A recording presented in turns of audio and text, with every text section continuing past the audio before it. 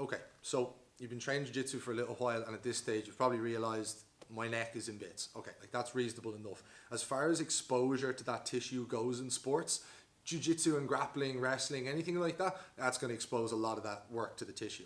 We don't often see that sort of thing exposed to work either, really except in a resistance training gym environment.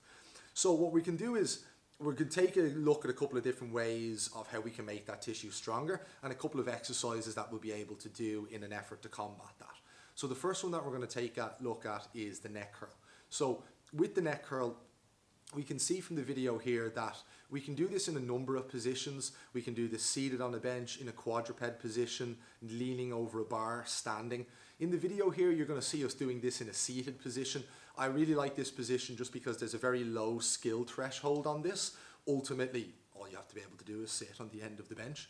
The main thing that we want to focus here, and that we're going to see in the close-up, is we want to make sure and take particular attention that we are both lifting and raising our head, as well as lifting and flexing and extending our chin.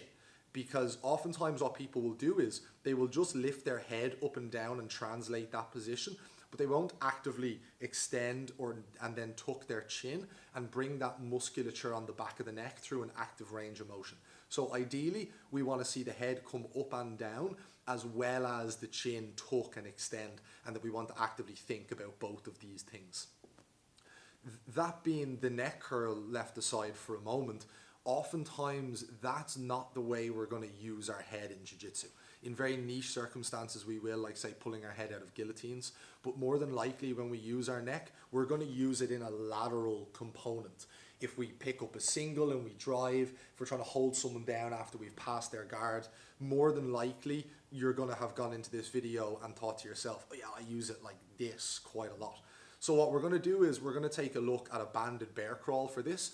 So you can see in this video now what we've done is we've taken the band and we've placed it around the head in such a way to evenly distribute the load across the neck.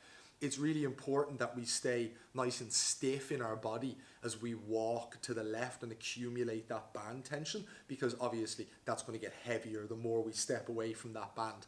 Controlling that all the way out, staying stiff through the body, and then controlling all the way back is going to be really important to get a good training stimulus here.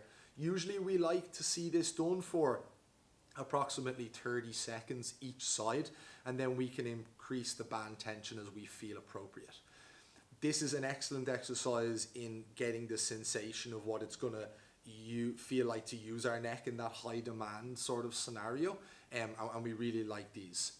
We can also do these in just the isometric position, where we take this all the way out to the end and just hold it there for time. However, I find that the moving back and forth is a much better beginner exercise on this before we move to something more intermediary like an ISO.